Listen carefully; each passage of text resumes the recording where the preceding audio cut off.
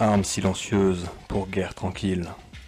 Le document suivant, daté de mai 1979, a été trouvé le 7 juillet 1986 dans un photocopieur IBM acheté à une vente de surplus militaire. Négligence ou fuite intentionnelle, il semble que ce document ait été en la possession des services secrets de l'US Navy. Le document, par sécurité, ne porte pas la signature de l'organisation dont il provient. Mais des recoupements d'informations et de dates laissent supposer qu'il pourrait s'agir du groupe de Bilderberg, un club de réflexion qui rassemble des personnes extrêmement puissantes, des mondes de la finance, de l'économie, de la politique, de l'armée et des services secrets. Le document se présente comme un manuel de programmation de la société, apparemment destiné aux nouveaux membres de l'organisation.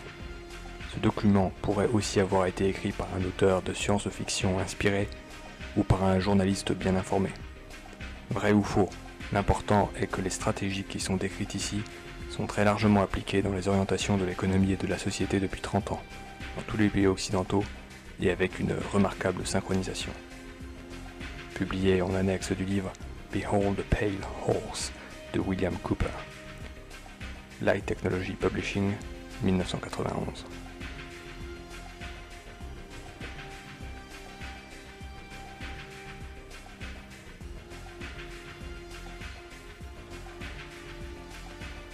Top Secret. Silent Weapons for Quiet Wars. Armes silencieuses pour guerre tranquille. An Introductory Programming Manual. Operations Research Technical Manual. Bienvenue à bord. Cette publication marque le 25e anniversaire de la Troisième Guerre mondiale, appelée guerre tranquille, et conduite en utilisant des armes biologiques subjectives, qualifiées d'armes silencieuses. Sécurité.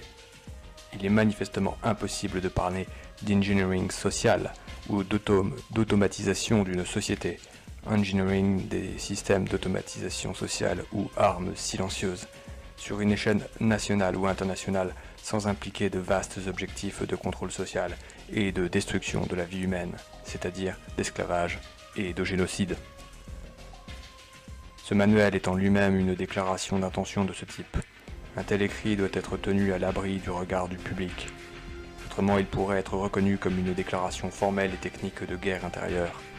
De plus, dans le cas où une personne ou un groupe de personnes dans une position de pouvoir importante utiliserait une telle connaissance et une telle méthodologie pour la conquête économique, il doit être compris qu'un état de guerre intérieure existe alors entre ce groupe de personnes et le public. La solution au problème de notre époque requiert une approche impitoyablement franche, sans s'embarrasser de valeurs religieuses, morales ou culturelles. Vous avez été sélectionné pour ce projet en raison de votre capacité à regarder la société humaine avec une froide objectivité, et encore d'analyser ou de discuter de vos observations et conclusions avec des capacités intellectuelles similaires, sans la perte de la discrétion ou de l'humilité. De telles vertus sont exercées dans votre propre intérêt supérieur. Ne déviez pas d'elles.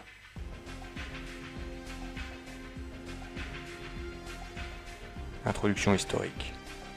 La technologie des armes silencieuses a évolué à partir d'Operations Research, une méthodologie stratégique et tactique développée par l'état-major militaire en Angleterre durant la Seconde Guerre mondiale. Le but original d'Operations Research était d'étudier les problèmes stratégiques et tactiques de défense aérienne et terrestre avec pour objectif l'utilisation effective de ressources limitées contre des ennemis étrangers. Il fut bientôt reconnu par ceux en position de pouvoir que les mêmes méthodes pouvaient être utiles pour contrôler totalement une société. Mais de meilleurs outils étaient nécessaires. L'engineering social, l'analyse et l'automatisation d'une société, requiert la mise en relation d'une grande quantité d'informations économiques toujours changeantes, si bien qu'un système ultra rapide de traitement de l'information était nécessaire pour prendre de vitesse la société et prédire quand celle-ci sera parvenue à sa capitulation. Les calculateurs à relais étaient trop lents, mais l'ordinateur électronique inventé en 1946 par J. Presper Eckert et John Mauchly remplit la mission. L'étape décisive suivante fut le développement d'une méthode de programmation par ligne en 1947 par le mathématicien George Dantzig. Puis en 1948, le transistor inventé par Bardeen, Brattain et Shockley promit le champ d'action de l'ordinateur à une expansion rapide grâce à la réduction de l'espace et de l'énergie nécessaire. Avec ces trois inventions sous leur direction, ceux qui étaient en position de pouvoir pressentirent fortement qu'il était possible pour eux de contrôler l'ensemble du monde en appuyant sur un bouton. Immédiatement, la fondation Rockefeller mit ceci en application en subventionnant un cycle d'études de 4 ans au Harvard College, fondant le Harvard Economic Research Project pour étudier la structure de l'économie américaine. Un an plus tard, en 1949, l'US Air Force se joignait au projet. En 1952, la période d'études se termina et une rencontre à haut niveau de l'élite était conduite pour déterminer la prochaine phase des recherches en opérations sociales.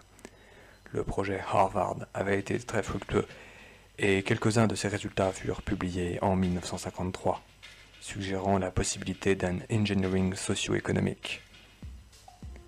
Avec la fusion nucléaire en 1954, la promesse de sources d'énergie illimitée à partir de l'hydrogène lourd de l'eau de mer et en conséquence la disponibilité d'un pouvoir social illimité était une possibilité éloignée de seulement quelques décennies.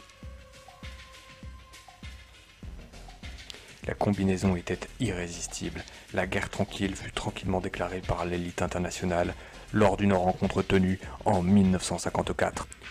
Bien que le système des armes silencieuses fût presque conçu 13 ans plus tôt, l'évolution de ce nouveau système d'armes n'a jamais souffert de revers ou de contretemps majeurs. Ce volume marque le 25e anniversaire du début de la guerre tranquille. D'ores et déjà, cette guerre intérieure a remporté beaucoup de victoires sur beaucoup de fronts à travers le monde. Introduction politique. En 1954, il fut bien reconnu par ceux en position de pouvoir que ce n'était qu'une question de temps, seulement quelques décennies, avant que le public ordinaire soit capable d'atteindre et de renverser le berceau du pouvoir, avant que les éléments essentiels de la nouvelle technologie des armes silencieuses soient accessibles pour une utopie publique comme elles le sont pour fournir une utopie privée. La question de première importance, celle de la dominance, tourna autour du sujet des sciences de l'énergie. L'énergie est reconnue comme la clé de toutes les activités sur Terre.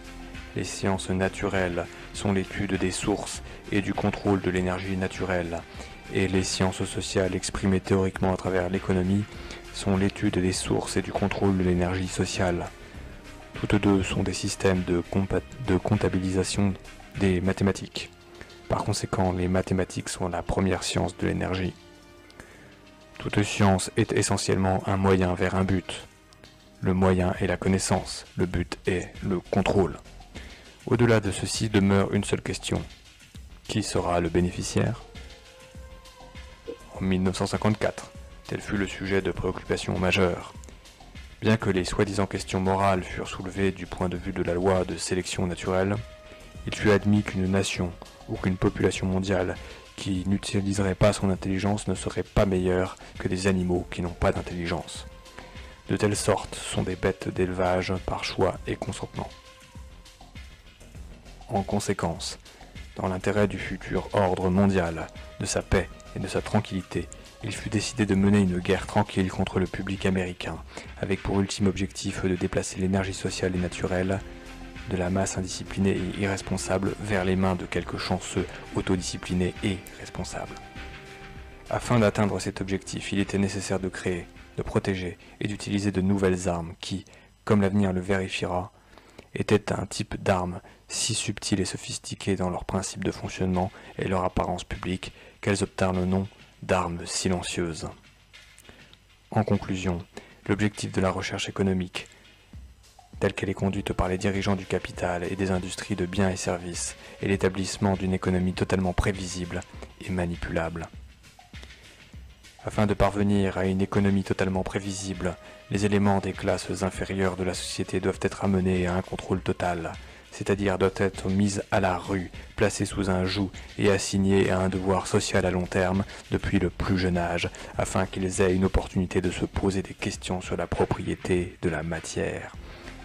Afin de parvenir à une telle conformité, la cellule familiale des classes inférieures doit être désintégrée au moyen d'un processus d'augmentation des préoccupations des parents. La qualité de l'éducation donnée aux classes inférieures doit être de la plus pauvre sorte, de telle sorte que le fossé de l'ignorance qui isole les classes inférieures des classes supérieures soit et demeure incompréhensible par les classes inférieures. Avec un tel handicap initial, même de brillants éléments des classes inférieures n'ont que peu d'espoir de s'extirper du lot qui leur a été assigné dans la vie. Cette forme d'esclavage est essentielle pour maintenir un certain niveau d'ordre social, de paix et de tranquillité pour les classes supérieures dirigeantes. Introduction descriptive des armes silencieuses. Tout ce qui est attendu d'une arme ordinaire est attendu d'une arme silencieuse par ses créateurs, mais seulement dans sa manière de fonctionner. Elle tire des situations au lieu de balles, propulsées par le traitement des données au lieu d'une réaction chimique, tirant leur origine d'octets d'informations au lieu de grains de poudre, à partir d'un ordinateur au lieu d'un fusil, manipulée par un programmeur d'ordinateur au lieu d'un tireur d'élite, sous les ordres d'un banquier au lieu d'un général d'armée. Elle ne produit pas de bruit d'explosion évident, ne cause pas de dommages physiques ou mentaux évidents et n'interfère pas de façon évidente avec la vie quotidienne sociale de chacun. Elle produit pourtant un immanquable bruit, cause d'immanquables dommages physiques et mentaux, et interfère de façon immanquable avec la vie sociale quotidienne, ou plutôt immanquable pour un observateur entraîné, pour celui qui sait quoi regarder. Le public ne peut pas comprendre cette arme, et donc ne peut pas croire qu'il est attaqué et soumis par une arme. Le public peut instinctivement sentir que quelque chose ne va pas, mais en raison de la nature technique de l'arme silencieuse, il ne peut pas exprimer son sentiment d'une façon rationnelle ou prendre en main le problème avec intelligence. Par conséquent, il ne sait pas comment crier à l'aide et ne sait pas comment s'associer avec d'autres pour se défendre. Lorsqu'une arme silencieuse est appliquée graduellement, les gens s'ajustent, s'adaptent à sa présence et apprennent à tolérer ses répercussions sur leur vie jusqu'à ce que la pression psychologique devienne trop grande et qu'ils s'effondrent. En conséquence, l'arme silencieuse est un type d'arme biologique. Elle attaque la vitalité, les options et la mobilité des individus d'une société en connaissant, comprenant, manipulant et attaquant leurs sources d'énergie sociale et naturelle, ainsi que leurs forces et faiblesses physiques, mentales et émotionnelles. Introduction théorique. Donnez-moi le contrôle sur la monnaie d'une nation, et je n'aurai pas à me soucier de ceux qui font ces lois. Mayer Amschel Rothschild, 1743-1812. La technologie actuelle des armes silencieuses est une extension d'une idée simple découverte, succinctement exprimée et effectivement appliquée par Mayer Amschel Rothschild. M. Rothschild découvrit le composant passif manquant de la théorie économique, connu sous le terme d'induction économique. Bien sûr, il ne pensa pas sa découverte en ces termes du XXe siècle, et l'analyse mathématique dut attendre la seconde révolution industrielle, l'avènement des théories physiques et électroniques, et finalement l'invention de l'ordinateur électronique, avant d'être effectivement mise en application dans le contrôle de l'économie mondiale. Énergie, la découverte de M. Rothschild. Ce que M. Rothschild avait découvert était le principe de base du pouvoir, de l'influence et du contrôle sur les gens tel qu'il est appliqué à travers l'économie. Ce principe est: lorsque vous prenez l'apparence du pouvoir, les gens vous le donnent bientôt. M. Rothschild avait découvert que la monnaie ou les comptes de crédit sur dépôt avaient l'apparence requise du pouvoir qui pouvait être utilisé pour induire les gens, en échangeant leur réelle richesse contre une promesse de richesse plus grande. Il déposerait des richesses réelles en échange d'une simple lettre de change. M. Rothschild vit qu'il pouvait émettre plus de promesses qu'il ne pouvait en rembourser, aussi longtemps qu'il pourrait montrer un stock d'or pour rassurer ses clients. M. Rothschild prêta ses lettres de promesses aux particuliers et aux États. Cela devait créer une confiance excessive, après quoi il rendrait l'argent plus rare, resserrerait le contrôle du système et collecterait les avoirs contractuellement garantis. Le cycle fut ensuite répété. Ces pressions pourraient être utilisées pour initier une guerre. Il aurait ensuite le contrôle de la disponibilité de la monnaie pour déterminer le vainqueur de la guerre. Le gouvernement qui accepterait de lui donner le contrôle de son économie obtiendrait son soutien. Le remboursement des dettes serait assuré par l'aide économique à l'ennemi de l'emprunteur. Le profit généré par cette méthode économique permit à M. Rothschild de multiplier sa fortune. Il découvrit que l'avidité du public permettrait à la monnaie d'être imprimée par le gouvernement au-delà des limites de remboursement en métal précieux ou en production de biens et services. Dans un tel système, le crédit, présenté sous une forme appelée monnaie, a l'apparence du capital, mais n'est en fait que du capital négatif, du découvert. Extérieurement, cela a l'apparence de la production de services, alors que ce n'est en réalité que de la dette, de l'endettement. C'est donc une inductance économique ou incitation économique au lieu d'une capacitance économique, capacité de production réelle. Et faute d'être équilibré d'une autre façon, cela doit être équilibré par la destruction de populations, guerre, génocide. La totalité des biens et services représente le capital réel, appelé production nationale brute, produit national brut, et la monnaie peut être imprimée à un niveau équivalent en continuant de représenter la capacitance économique, mais la monnaie imprimée au-delà de ce niveau est soustractive, introduit de l'inductance économique et constitue des notes de créance et de l'endettement. La guerre est donc l'équilibre du système obtenu en tuant les vrais créditeurs, le public à qui on a dit d'échanger ses véritables valeurs contre de la monnaie surévaluée, et en ayant recours à tout ce qui reste des ressources de la nature et de la régénération de ces ressources. M. Rothschild avait découvert que la monnaie lui donnait le pouvoir de réarranger la structure économique à son propre avantage, de déplacer l'inductance économique vers celle des positions économiques qui encourageraient la plus grande instabilité économique ou oscillation. La clé finale du contrôle économique dut attendre qu'il y eut suffisamment de données et un équipement informatique rapide pour garder un regard rapproché sur les oscillations économiques créées par le price shocking et l'excès d'énergie sous forme de crédit papier, inductance, surinflation. Découverte décisive. Le champ de l'industrie aéronautique fournit la plus grande évolution en engineering économique par la voie de la théorie mathématique du shock testing. Dans ce procédé, un projectile est tiré à partir d'un avion vers le sol et l'impulsion du recul est mesurée par des capteurs de vibration disposés sur la carlingue et branchés à des graphes enregistreurs. En étudiant l'écho ou les réflexions de l'impulsion de recul sur l'avion, il est possible de découvrir les vibrations critiques dans la structure de l'avion.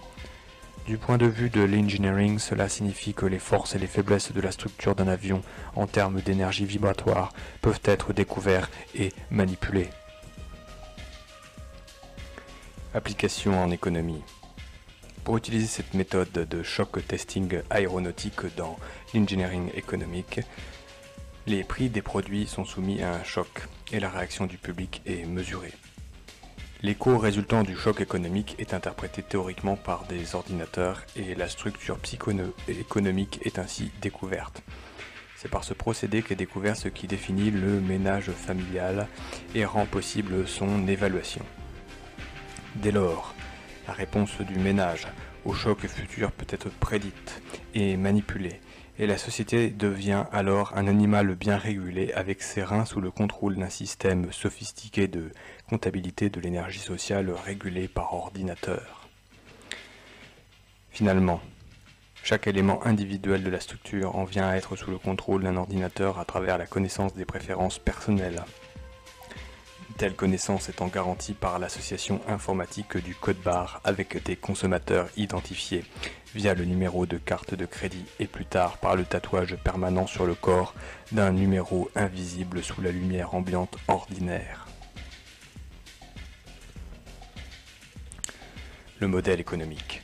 Le Harvard Economic Research Project, 1948 à nos jours, était une extension d'Operation Research. Son propos était de découvrir la science du contrôle d'une économie, au départ l'économie américaine, puis l'économie mondiale. Il fut pressenti qu'avec suffisamment de bases mathématiques et de données, il serait bientôt facile de prédire et de contrôler la tendance d'une économie, aussi bien que de prédire et de calculer la trajectoire d'un projectile.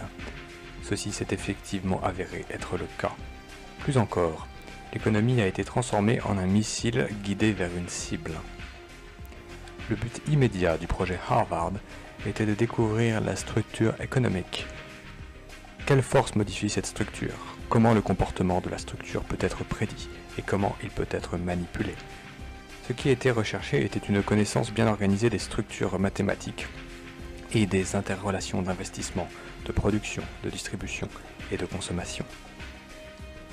Pour faire un résumé de tout cela, il fut découvert qu'une économie obéissait aux mêmes lois que l'électricité et que toutes les théories mathématiques, ainsi que le savoir-faire pratique et informatique développé dans le domaine électronique, pouvaient être directement appliqués dans l'étude de l'économie. Cette découverte ne fut pas proclamée ouvertement, et ses implications les plus subtiles furent et sont encore un secret soigneusement gardé, comme par exemple le fait que dans un modèle économique, la vie humaine est mesurée en dollars, ou qu'une étincelle électrique générée à l'ouverture d'un interrupteur connecté à un inducteur actif est mathématiquement analogue à l'initiation d'une guerre. Le plus grand obstacle rencontré par les théoriciens de l'économie fut la description précise du ménage en tant qu'industrie. Ceci est un défi parce que les achats du consommateur sont une affaire de choix, qui est lui-même influencé par le revenu, les prix et d'autres facteurs économiques.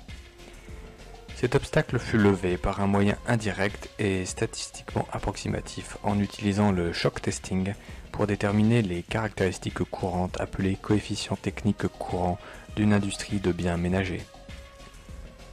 Finalement, parce que les problèmes en économie théorique pouvaient être traduits très facilement en problèmes d'électronique théorique, et la solution traduite à son tour en sens inverse, il s'ensuivit que seul un livre de traduction linguistique et de définition de concepts avait besoin d'être écrit. Le reste pouvait être trouvé dans les travaux ordinaires en mathématiques et électronique. Cela rend inutile la publication d'un livre sur l'économie avancée et simplifie considérablement la sécurité du projet. Le shock testing économique. L'une des méthodes d'évaluation des coefficients techniques d'une industrie de transformation consiste à soumettre le prix des produits à un choc et à noter les changements dans les ventes de tous les produits. Non seulement le prix des produits, mais aussi la disponibilité du travail peut être utilisé comme moyen de shock testing. Les grèves fournissent d'excellents shock tests d'une économie, en particulier dans les secteurs de services critiques comme le transport routier, les communications, les services urbains collectifs, énergie, eau, ramassage des ordures, etc. Grâce au shock testing, il fut découvert une relation directe entre la disponibilité du flux d'argent dans une économie et la réponse d'une masse de gens en fonction de cette disponibilité. Par exemple, il y a une relation quantitative mesurable entre le prix de l'essence et la probabilité qu'une personne fasse l'expérience d'un mal de tête, ou ressente l'envie de voir un film violent, fumer une cigarette ou aller à une taverne pour une chope de bière. Le plus intéressant est qu'en observant et mesurant les modèles économiques par lesquels le public essaie de fuir ses problèmes et s'échapper de la réalité et en appliquant la théorie mathématique d'Operations Research, il est possible de programmer des ordinateurs pour prédire la plus probable combinaison d'événements créés, c'est-à-dire les chocs, qui amèneront à un contrôle complet et à la subjugation du public à travers une subversion de l'économie publique, en agitant l'arbre à prunes. Concepts généraux de l'énergie. Dans l'étude des systèmes d'énergie, il apparaît toujours trois concepts élémentaires. Ce sont l'énergie potentielle, l'énergie cinétique et la dissipation d'énergie. Et correspondant à ces trois concepts, il y a trois contreparties physiques essentielles et idéalisées appelées composants passifs. Premier composant passif. Dans la science physique, le phénomène d'énergie potentielle est associé à une propriété physique appelée élasticité ou rigidité et qui peut être représentée par un ressort tendu. En sciences électroniques, l'énergie potentielle est stockée dans un capaciteur au lieu d'un ressort. Cette propriété est appelée capacitance au lieu d'élasticité ou rigidité. Dans la science physique, le phénomène d'énergie cinétique est associé à une propriété physique appelée inertie ou masse et peut être représenté par une masse en mouvement. En science électronique, l'énergie cinétique est stockée dans un inducteur, un champ magnétique. Cette propriété est appelée induction au lieu d'inertie.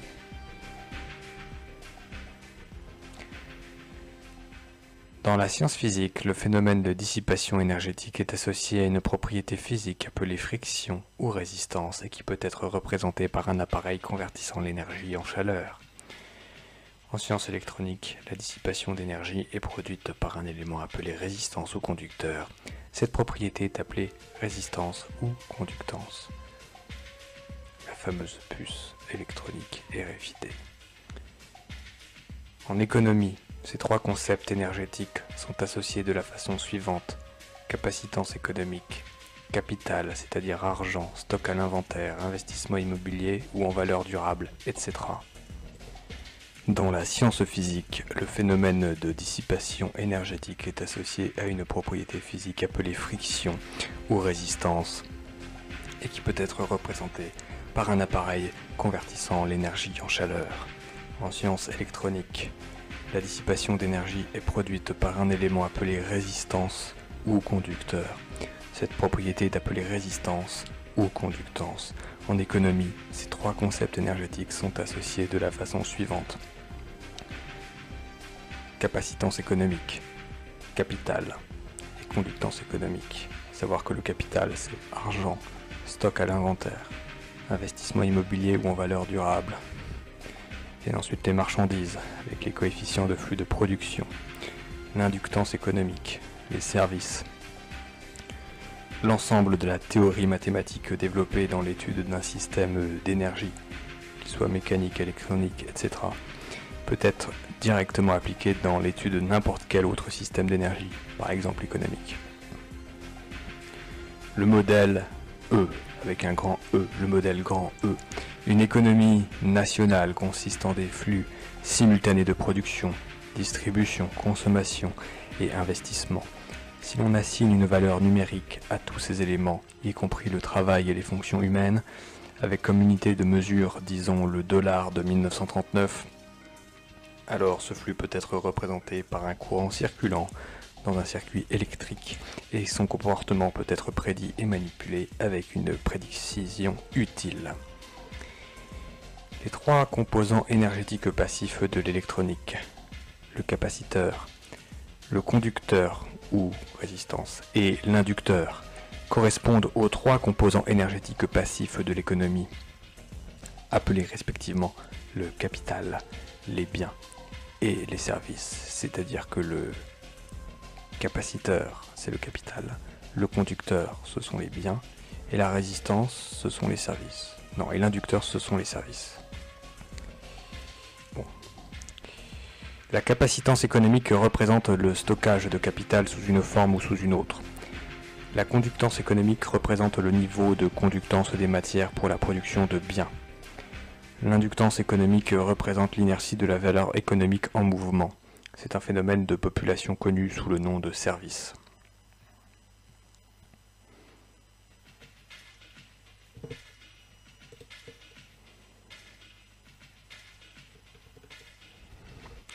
L'inductance économique.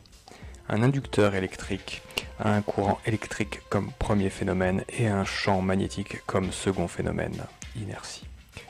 Correspondant à cela, un inducteur économique a un flux de valeur économique comme premier phénomène et un champ de population comme second phénomène d'inertie. Quand le flux de valeur économique, c'est-à-dire l'argent, diminue, le champ de population humaine disparaît dans le but de permettre à la valeur économique de continuer à circuler. Cas extrême, la guerre. L'inertie du public est le résultat des habitudes de consommation du standard de vie désiré et il s'agit généralement d'un phénomène d'auto-préservation. Facteurs inductifs à considérer. Il y en a 3. Population, magnitude des activités économiques du gouvernement, méthode de financement de ces activités du gouvernement, confère Peter Paul Poinsy-Bron, inflation de l'économie. La conversion, alors conversion des charges conversion de Coulomb, conversion dollar 1939, conversion flux courant, conversion ampère Coulomb seconde, conversion dollar de flux par an, conversion force de motivation, conversion volt, conversion demande en dollars ou output, conductance ampère par volt, flux annuel en dollars par dollar de demande, capacitance Coulomb par volt, dollar de production stock par dollar de demande. Introduction aux amplificateurs économiques.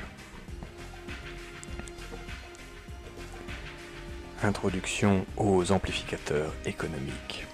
Les amplificateurs économiques sont les composants actifs de l'engineering économique.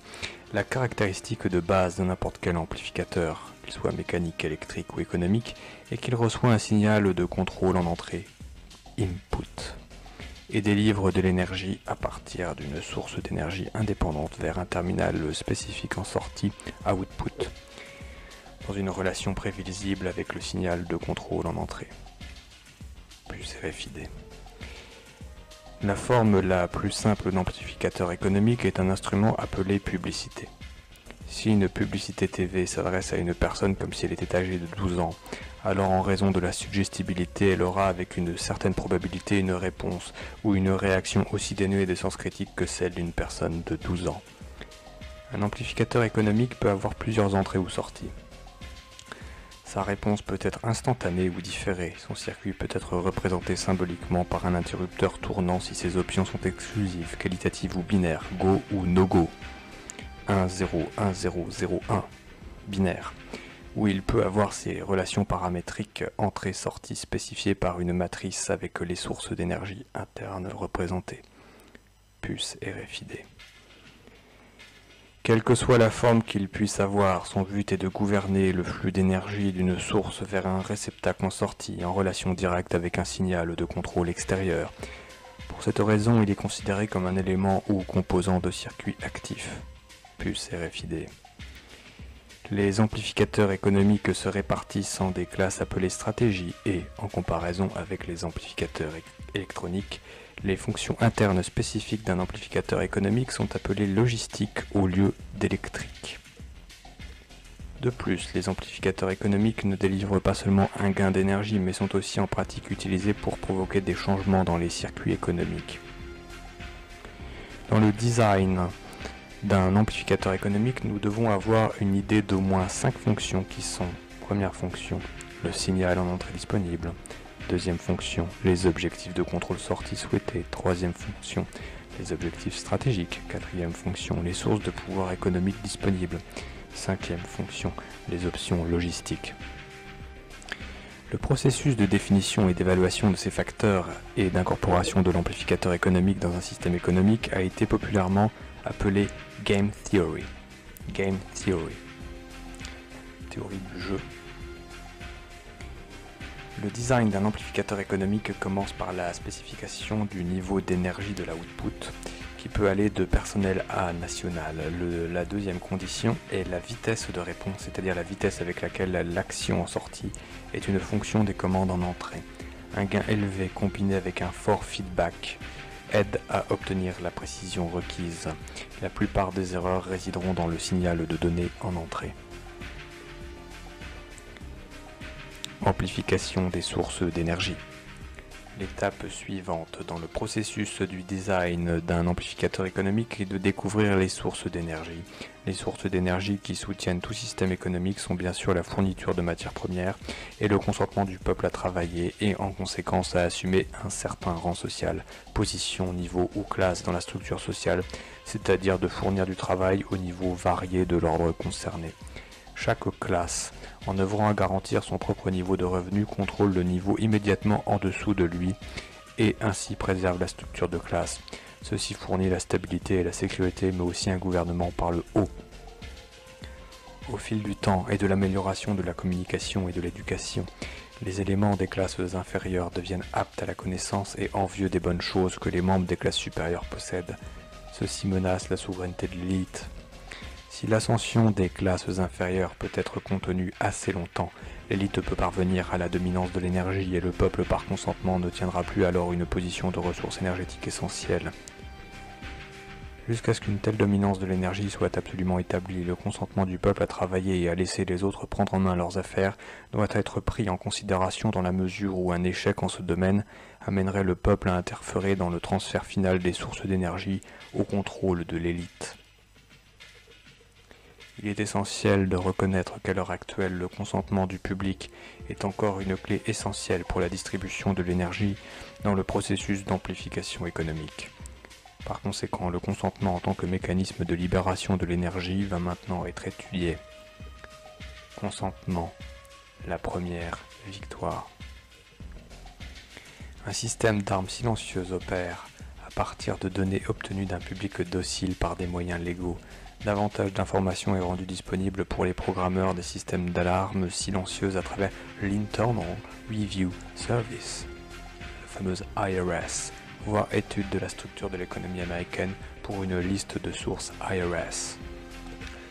L'information consiste en la livraison obligatoire de données bien organisées contenues dans les formulaires de taxes fédéraux ou nationaux, collectés, assemblés et présentés par les payeurs de taxes et les employeurs.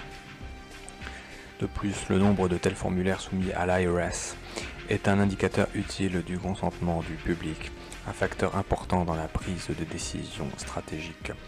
D'autres sources de données sont exposées dans la courte liste d'inputs. Les coefficients de consentement sont un feedback numérique indiquant le statut de victoire. Base psychologique, Quand le gouvernement est capable de collecter des taxes et de dimensionner la propriété privée sans juste compensation, c'est une indication que le public est mûr pour se rendre et consentir à sa mise en esclavage et à son asservissement légal. Un bon indicateur facilement quantifiable, de temps plus dur à venir, est le nombre de citoyens publics qui payent une taxe sur le revenu en dépit d'un manque évident de réciprocité ou de service honnête de la part du gouvernement. Diversion, la stratégie première. L'expérience a montré que la méthode la plus simple pour rendre efficace une arme silencieuse et gagner le contrôle du public est de maintenir le public ignorant des principes basiques des systèmes d'un côté, tout en le gardant dans la confusion désorganisée et distrait avec des sujets sans importance réelle de l'autre côté. Ceci est obtenu en décourageant l'activité de leurs esprits, sabotant leurs activités mentales, fournissant des programmes d'éducation de basse qualité en mathématiques, logique, design des systèmes et économie, et en décourageant la créativité. 2. En encourageant leurs émotions, augmentant leur égocentrisme et leur goût pour les activités émotionnelles et physiques. En a, multipliant des affronts et attaques émotionnelles, viols mentales et émotionnels, au moyen d'un barrage constant de violence, de guerre, de sexe dans les médias, en particulier la TV et les journaux. B. Leur donnant ce qu'ils désirent en excès, la junk food pour l'esprit, et en les privant de ce dont ils ont réellement besoin. 3. En réécrivant l'histoire et la loi, et soumettant le public à des distractions en étant ainsi capable de déplacer leurs pensées de leurs besoins personnels vers des priorités extérieures hautement fabriquées. Ceci prévient leur intérêt à leur découverte possible des armes silencieuses et de la technologie d'automatisation sociale. La règle générale est qu'il y a un profit dans la confusion. Plus la confusion est grande, plus le profit est grand. Ainsi, la meilleure approche est de créer des problèmes et ensuite d'offrir des solutions. Sommaire de la diversion. Médias, enseignement, spectacle, travail. Médias. Garder l'attention du public adulte distraite, loin des véritables problèmes sociaux, captivé par des sujets sans importance réelle. Enseignement. Garder le public ignorant des véritables mathématiques, de la véritable économie, de la véritable loi et de la véritable histoire. Spectacle. Maintenir le divertissement public en dessous du niveau de la 6e. Travail. Garder le public occupé, sans aucun temps pour penser. De retour à la ferme avec les autres animaux.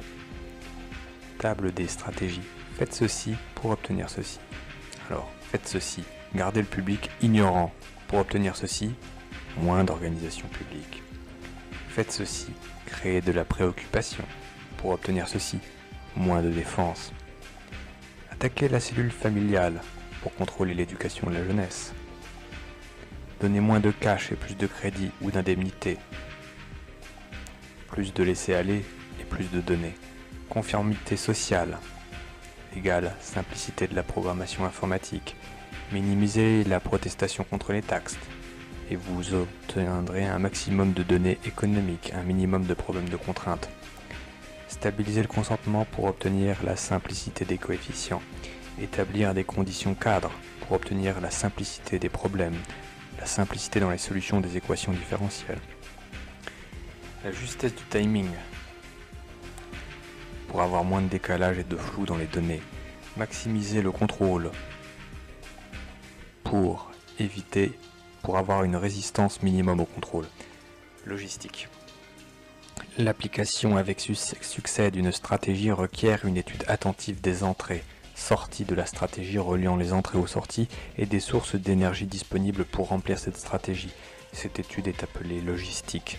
Un problème logistique est étudié au niveau élémentaire d'abord, puis les niveaux de complexité plus grands sont étudiés en tant que synthèse des facteurs élémentaires. Cela signifie qu'un système donné est analysé, c'est-à-dire décomposé en ses sous-systèmes. Ceci étant à leur tour analysé jusqu'à ce que par ce processus on parvienne à l'atome logistique, c'est-à-dire l'individu. Courte liste en entrée, donc courte liste d'inputs. Questions auxquelles on doit répondre. Quoi, quand, où, comment, pourquoi. En fait, vous avez compris ici qu'il s'agissait de programmation. Donc c'est les inputs. Quoi, quand, où, comment, pourquoi, qui. Source d'informations générales, écoute téléphonique, surveillance, analyse des ordures, comportement des enfants à l'école, standard de vie selon la nourriture, l'habillement, l'habitat, les moyens de transport, contacts sociaux, téléphone, enregistrement d'appels répertoriés, famille, certificat de mariage, de naissance, etc. Amis, associés, adhésion à des associations, affiliation politique, la trace de papier personnel, habitude personnelle d'achat, chèque bancaire, achat par carte de crédit marqué, association de la carte de crédit avec le code barre des produits, Universal Product Code, Universal Product Code, UPC, possession, c'est-à-dire les actifs, compte chèque, compte sur livret, dépôt dans un coffre de banque, business, automobile, action en bourse. Les handicaps, à savoir ce sont des passifs, emprunt, crédit à la consommation. Les ennemis, voire sources légales, sources gouvernementales, aide sociale, sécurité sociale, indemnité de chômage, subventions et bourses, sources gouvernementales, le fisc, à savoir l'Internal Revenue Service, l'OSHA, le Census Bureau, les statistiques et le recensement. Autres sources gouvernementales, surveillance du courrier postal, type d'habitude, programmation, force et faiblesse, activité, sport, hobby, peur, angoisse, relevé hospitalier, sensibilité aux médicaments, réaction à la douleur, etc. Relevé psychiatrique, peur, angoisse, phobie, adaptabilité, réaction aux stimuli, violence, suggestibilité ou hypnose, souffrance, plaisir, amour et sexe. Comportement adaptatif, consommation d'alcool, consommation de drogue, divertissement, spectacle. Facteurs religieux influençant le comportement, autres méthodes pour s'échapper de la réalité. Sensibilité politique, conviction, contact, position, force-faiblesse, projet-activité. Input légaux, contrôle du comportement, enregistrement des tribunaux, procès-verbaux, policiers, infraction routière, dénonciation faite à la police. Tout ça, c'était donc la liste des inputs. Comment en fait programmer les logiciels. Courte liste d'outputs. Création de situations contrôlées, manipulation de l'économie et de la société. On va se servir des inputs pour faire le logiciel. Et en sortie, vous avez donc les outputs, c'est-à-dire à quoi va servir le logiciel. Donc, le logiciel va servir à allouer des opportunités, détruire des opportunités, contrôler l'environnement économique, contrôler la disponibilité des matières premières, contrôler le capital, contrôler les taux bancaires, contrôler l'inflation de la monnaie, contrôler la possession de la propriété, contrôler la capacité industrielle, contrôler la fabrication, contrôler la disponibilité des biens de consommation, contrôler le prix des biens de consommation, contrôler les services, la force de travail, contrôler les paiements à des fonctionnaires du gouvernement, contrôler les fonctions juridiques, contrôler les fichiers de données personnelles, contrôler la publicité, contrôler le contact avec les médias, contrôler le matériel disponible pour la réception TV, détourner l'attention des problèmes réels, encourager les émotions, créer le désordre, le chaos et l'aliénation mentale, contrôler l'élaboration de formulaires de taxes plus détaillés, contrôler le stockage de l'information, développer les analyses des profils psychologiques sur les individus, contrôler les facteurs sociologiques, contrôler les possibilités de richesse, faire du faible une proie, neutraliser les forces, drainer la richesse et la substance. Voilà pourquoi il nous faut une puce RFID. L'utérus artificiel. Dès le moment où une personne quitte l'utérus de sa mère, ses efforts de tous les instants sont consacrés à construire et à maintenir des utérus artificiels dans lesquels se retirer ou des formes variées de coquilles protectrices de substitution. L'objectif de ces utérus artificiels est de fournir un environnement stable pour à la fois l'activité stable et instable, de fournir un habitat pour le processus évolutif de croissance et de maturité, c'est-à-dire la survie, de fournir de la sécurité pour la liberté, de fournir une protection défensive contre une activité offensive. C'est un petit peu comme un incubateur, on parle aujourd'hui d'incubateur d'entreprise. Ceci est vrai à la fois pour le public ordinaire et pour l'élite. Toutefois, il y a une différence fondamentale dans la façon dont chacune de ces classes aborde la solution au problème. La structure politique d'une nation, à savoir la dépendance.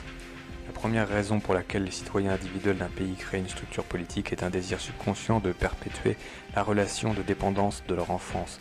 Exposés simplement, ils veulent un ange gardien pour éliminer tout risque de leur vie, poser un poulet sur la table de chaque dîner, habiller leur corps, les border dans le lit le soir et leur dire que tout ira bien quand ils se réveilleront le lendemain matin.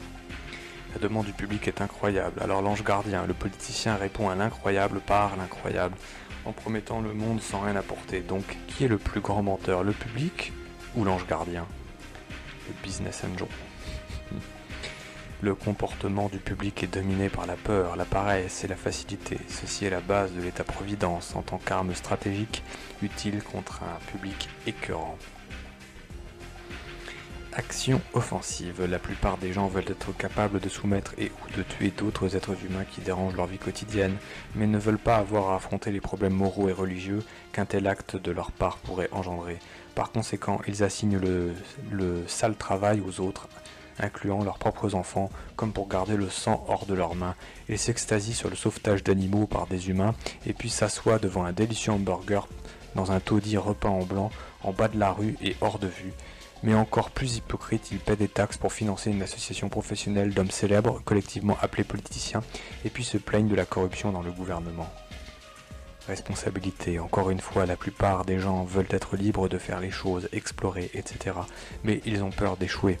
La crainte de l'échec est manifestée par l'irresponsabilité, en particulier en déléguant ses responsabilités personnelles à d'autres, là où le succès est incertain ou comporte des obligations que la personne n'est pas préparée à accepter. Ils veulent l'autorité. Racine étymologique de hauteur, mais ils n'accepteront aucune responsabilité ou obligation. En conséquence, ils chargent les politiciens d'affronter la réalité pour eux, ce qui n'est pas fait.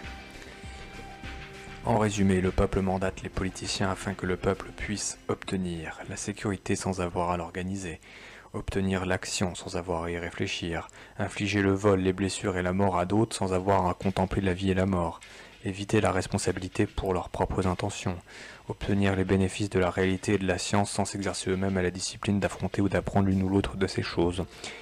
Ils donnent aux politiciens le pouvoir de créer et de diriger une machine de guerre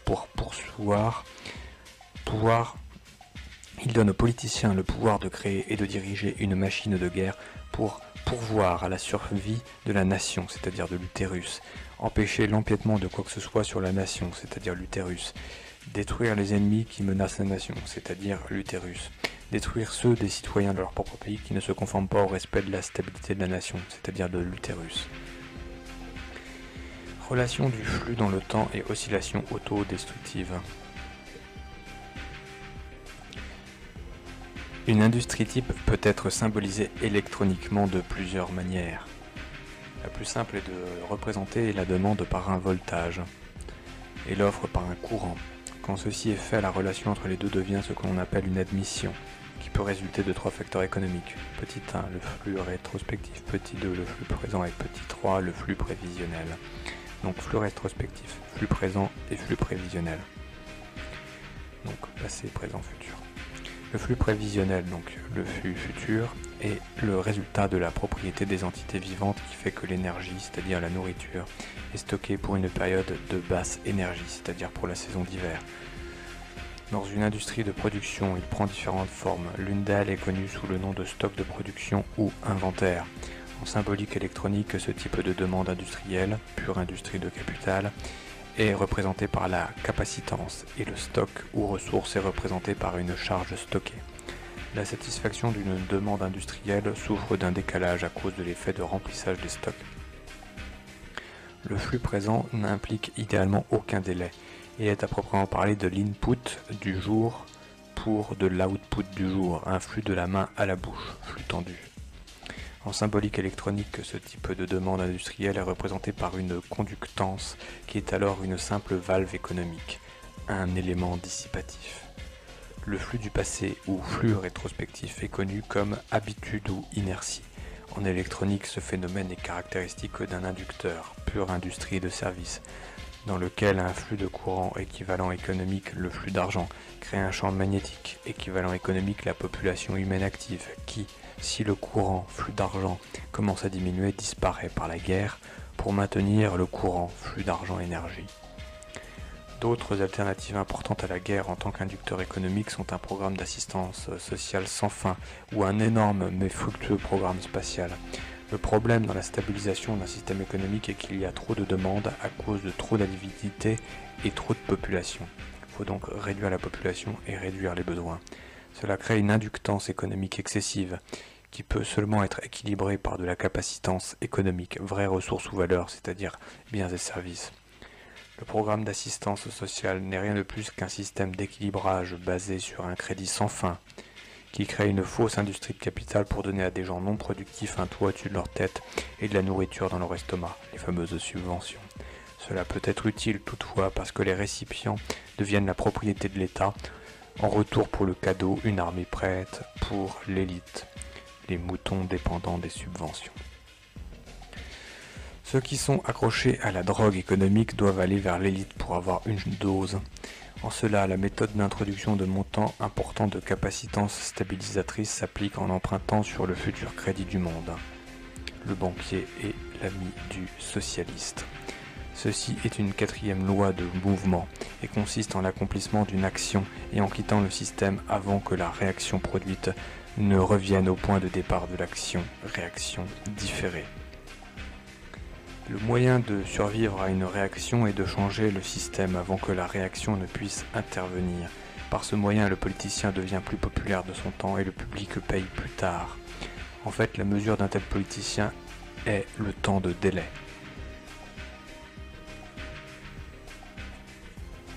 La même chose est accomplie par le gouvernement en imprimant de la monnaie au-delà des limites du produit national brut, un processus économique appelé inflation.